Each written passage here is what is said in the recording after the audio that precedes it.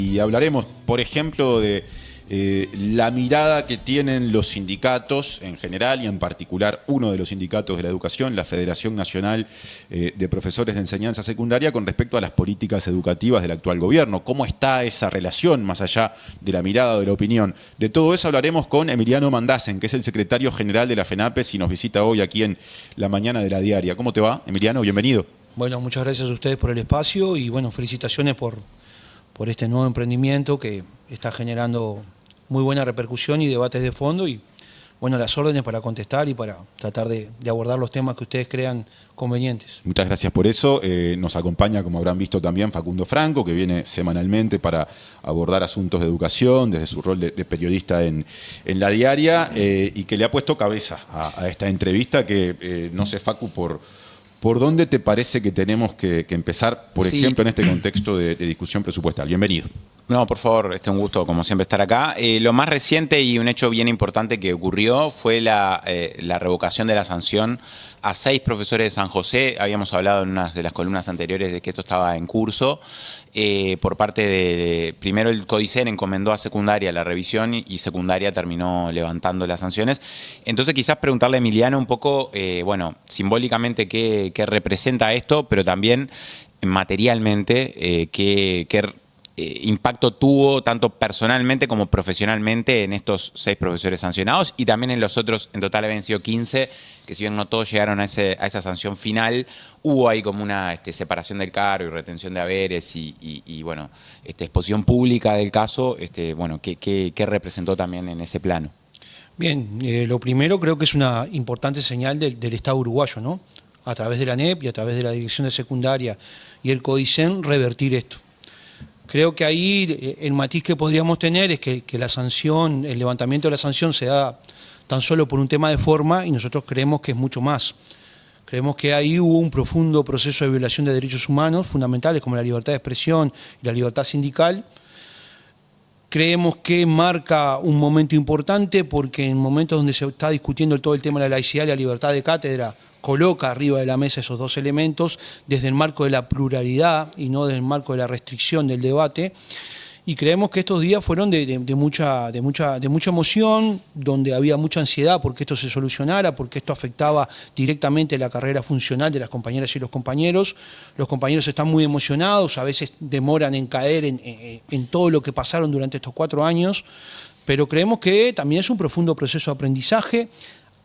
La resolución que se logró trabajar colectivamente en el marco del PIT-CNT, FENAPES, Internacional de Educación, genera una jurisprudencia muy importante en todo lo que es el tema libertad sindical, porque el mismo CODICEN utilizó esta jurisprudencia y la resolución de la OIT en el tema de la resolución de las maestras de la Escuela 35. Entonces me parece que abre un marco de debate muy interesante y genera un elemento sustentable teóricamente en convenios internacionales y en la Constitución de la República de respeto absoluto a la libertad sindical y a la libertad de expresión.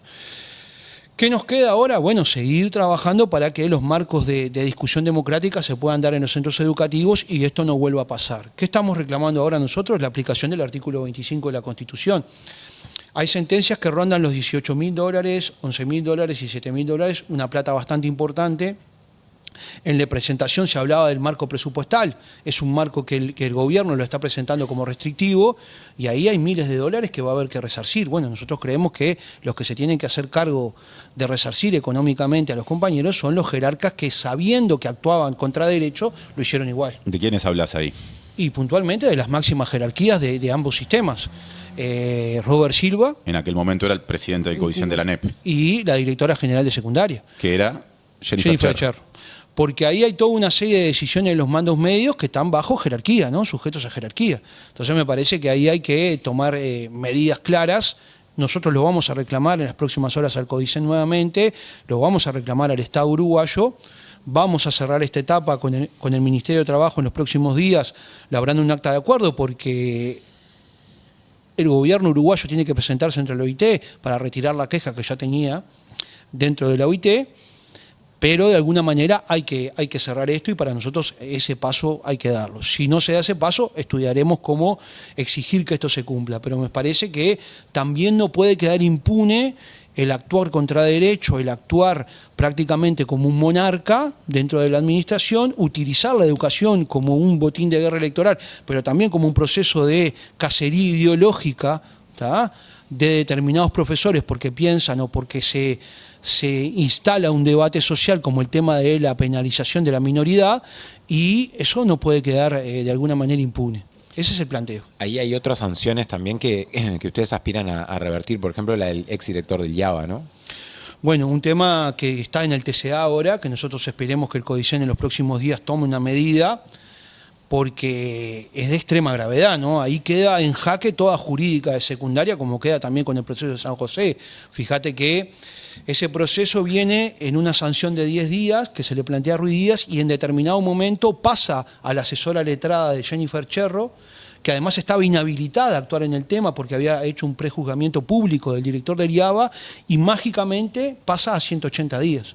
Entonces ahí los elementos son contundentes. Esperemos que en los próximos días haya novedades y se pueda reparar otra situación más, como también hay que reparar una práctica que se instaló, que es la oralidad y el no respeto a la norma y la persecución pedagógico-ideológica en los centros educativos, que hay cientos de situaciones que se dieron en todo el país que nos parece que hay que revertir, porque los inspectores no pueden ser comisarios políticos ideológicos, tienen que ser orientadores pedagógicos de las prácticas y ayudar a los docentes en llevar adelante procesos de aprendizaje cada vez de mayor profundidad y de mayor nivel. No tienen que convertirse en eso. Y bueno, creo que eso es un trabajo que la DGES y la ANEP del CODICEN tienen que encarar en forma inmediata. Ya que estamos abordando asuntos que nos conectan con la gestión del gobierno pasado, ustedes al comienzo de este gobierno expresaron críticas con respecto al proceso de revisión de algunas de las políticas instrumentadas durante la administración anterior, conocidas como transformación educativa por el nombre que le dio el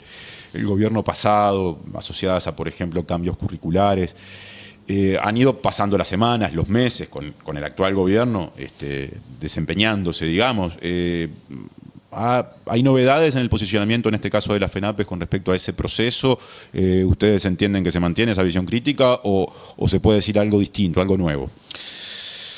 Yo creo que los cambios en educación son sumamente complejos, y además hay un tema que nosotros no vamos a abdicar, que la transformación educativa no respetó, que es la trayectoria de los estudiantes. Si ustedes se acuerdan, la transformación educativa quebró trayectorias de estudiantes, pasándolos de un plano a otro sin respetar su continuidad.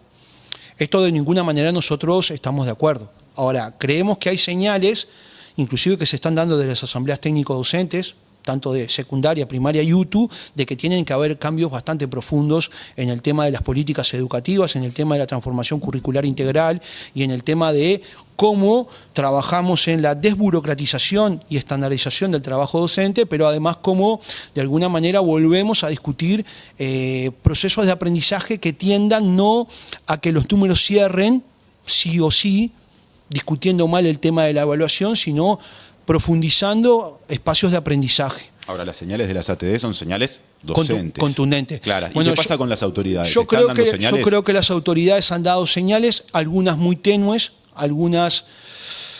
Entiendo que desde el rol del gobierno a veces demora más a tomar determinadas decisiones, pero creo que en los próximos meses tiene que profundizarse esto y tiene que haber una revisión integral y tiene que revertirse en forma estructural la transformación educativa, que además yo creo que tiene que haber una síntesis superadora de todo esto, que es el próximo Congreso Nacional de Educación. Hay un bagaje de acumulación de pedagogía autóctona, de trabajo autóctono que no precisa ser importada como fue una transformación educativa, que nos tiene que dar las bases de una real transformación del sistema educativo, donde tiene que estar en discusión lo curricular, la evaluación, el pasaje de grado, pero también tiene que estar en discusión el tema de la profesionalización docente, que tiene que pasar por una mejora sustancial en las condiciones de trabajo, y eso tiene que pasar ineludiblemente por una discusión. La mejora salarial tiene que venir de la mano del salario, pero la disminución de la carga horaria de los docentes semanal para que puedan dedicarse realmente a un centro educativo.